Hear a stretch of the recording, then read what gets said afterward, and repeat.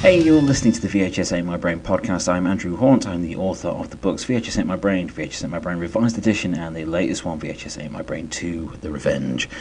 I've written lots of other stuff, comics, scripts, and magazine stuff, and books, many books. But it's the VHS stuff that people tend to want to talk about, and I'm all here for that.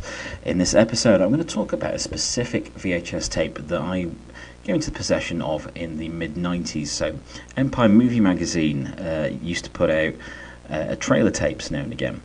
And I had one of these and played the hell out of it. I've always loved movie trailers. I've always loved how these things are put together, how they work, what they show, what they don't show. And I have fond memories of this one. So I thought I would go through the movies that are on this tape. I found a digital version of it. And yeah, it's an interesting mix. I don't remember seeing all of these on there, but it's an interesting look at what came out back in 1996. So in 96, I was 17, turned 18 later that year, and tumultuous time, busy time in my life, strange time in my life, but I think for me, every part of my life is strange anyway. But yeah, this was an interesting thing to get on the cover of a magazine. I was an absolute sucker for any magazine, like music mags, movie mags, that came with a freebie, be it a tape, a flexi disc, later on CDs. Some magazines was like Video World. It was Video World that came with movies, and I got a bunch of like Jess Franco movies and Jean Rollin movies and things like that. So you can tell the sort of magazine, the sort of audience that was aimed at. But this was the Empire VHS tape of movie trailers from 1996. And I just thought I'd have a look through and see what memories came back. So I've got the digital version of it going now. The first one that comes up is 7, and I remember seeing that at the cinema.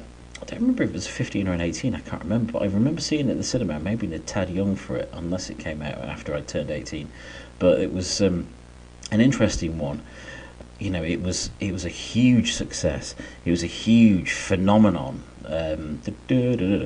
7 was just an enormous film, of course, starring Brad Pitt, Gwyneth Paltrow, Morgan Freeman. The story around 7 murders being trying to be solved. What I remember about seeing this at the cinema was that I could barely hear any dialogue, and I've never worked out whether it was the cinema itself, whether they hadn't done something to the audio, or it was how the movie had been shot. Because I could barely hear any of the dialogue, but I could hear all the background noise.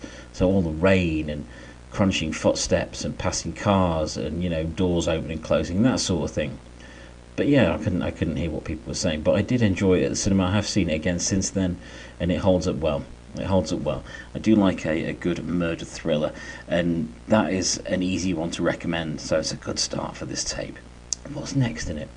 Oh, yes, Johnny Depp. Is this Nick of Time? So Nick of Time was a thriller that was shot in real time, and that's quite a unique thing for any Hollywood movie. And what I thought about this was the editor must have had a hell of a job doing this in like real time. That is quite an amazing achievement to pull that off.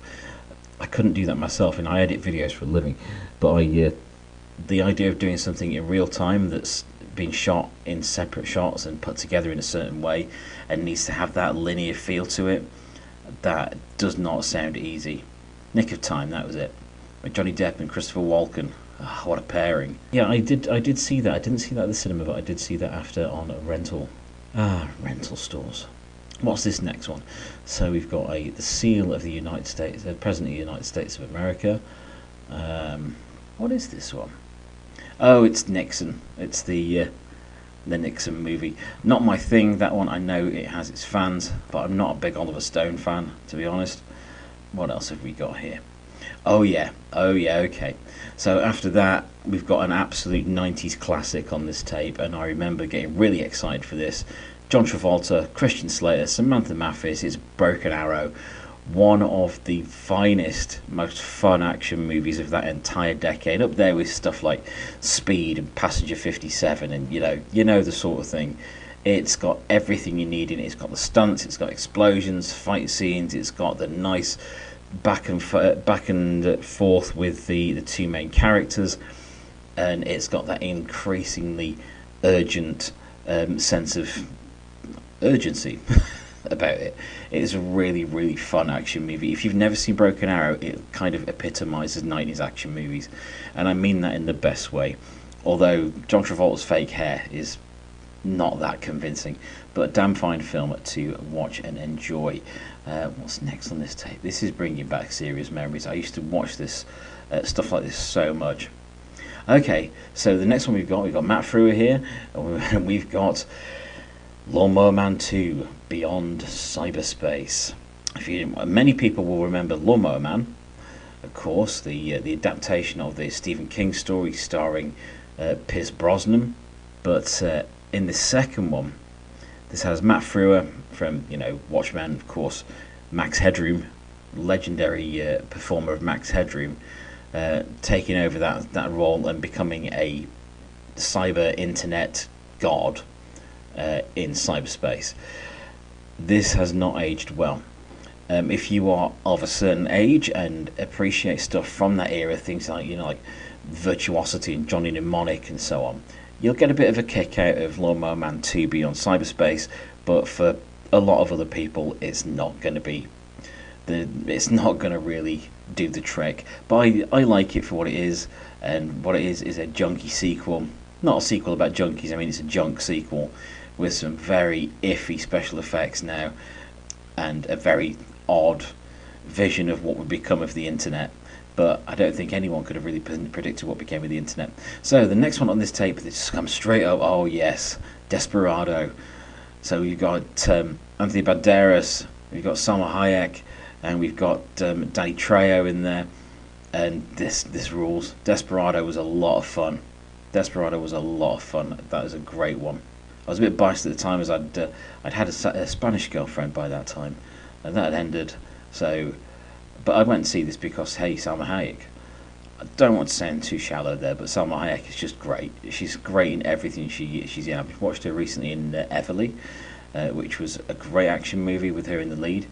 But this one had it all. It had the explosions, it had the sort of slow motion, and it was, while it had Quentin Tarantino in it, thankfully it was not a Quentin Tarantino movie. It was by Robert Rodriguez, which I'm all for, but I could never get into Quentin Tarantino stuff. It just always seemed like it was just riffing on other things that had been done previously. But, And next up on this tape, I've got to Dangerous Minds. Of course, the movie that had Gangster's Paradise on it, Michelle Pfeiffer in there. I remember seeing this at the cinema and being really drawn into it. The nice teacher going to an inner city school and trying to make a difference there. It's quite a simple story, but it's very, very effective. It plays much more like a play. It plays much more like a stage play, stage production, because a lot of the finest scenes are in that classroom with the to and fro between the teacher and the class as she's trying to make sense of their lives.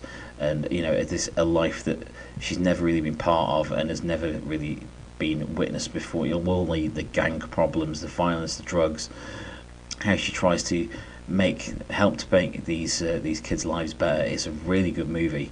It's not an easy watch, but it is a really good movie. Next on this tape, we've got a Warner Brothers movie. What's this one? Oh, I'm not familiar with this one. Oh, it's like a wartime movie, so yeah. Oh, it's Les Miserables. Fair enough. Not my thing at all. What else we got? We've got Othello on there with Lawrence Fishburne. Again, not my sort of thing, but I know it has its fans. I'm going to do an episode about the year before this, actually, at some point, where I talk about what I saw in 95, because I went to the cinema like every week in 95. What's this one? This one's got Demi Moore in it. Yeah, I went to the cinema regardless of what was on, and that was quite an interesting experience.